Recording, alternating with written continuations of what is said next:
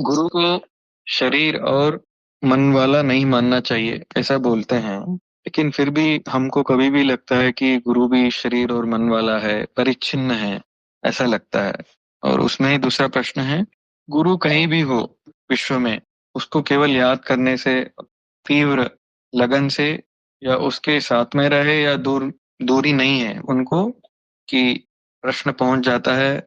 उनसे आपको अपने हृदय में, शिष्य के हृदय में उत्तर भी स्फुरित हो जाता है। इसको कैसा समझना चाहिए?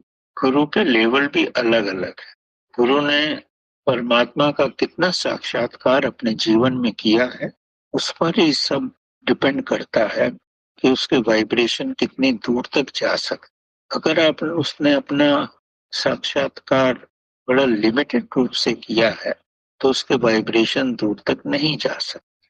अगर वास्तव में उसका विकास हो रखा है तो शिष्य कहीं पर भी हो, उसको गुरु का आभास हो जाता।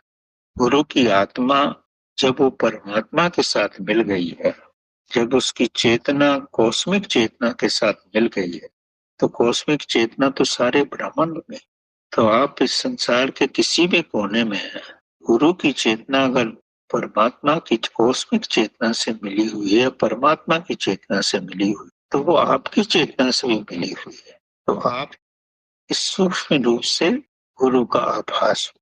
चेतना की जो शक्ति है, चेतना की जो चलने की गति है, वो प्रकाश की गति से भी कई गुना ज्यादा। पलक झपते ही सब आपको मालूम पड़ जाए। अगर आपको किसी के साथ बहुत लगाव है, उसके साथ कुछ भी होता है, इसी सेकंड आपको मालूम पड़ जाता है क्या। ये डिपेंड करता है कि आपकी चेतना उसकी चेतना से कितनी मिली हुई, उसकी आत्मा आपकी आत्मा से कितना मिली। इसमें आपकी मानसिक शक्तियों का कोई लेन देन नहीं। इससे भी चेतना का विकास है और चेतना की शक्ति का एक रूप है।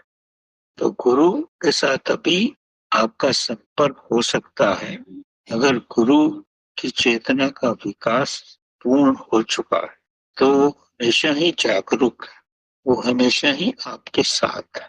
जैसे महाअवतार बाबा जी हैं, अगर वास्तव में अपनी चेतना, आपकी चेतना उनके साथ है, तो 24 घंटे वो आपके साथ रहेंगे, आपकी हर चीज को मॉनिटर करेंगे, क्योंकि उनकी चेतना का विकास इतना ज्यादा है।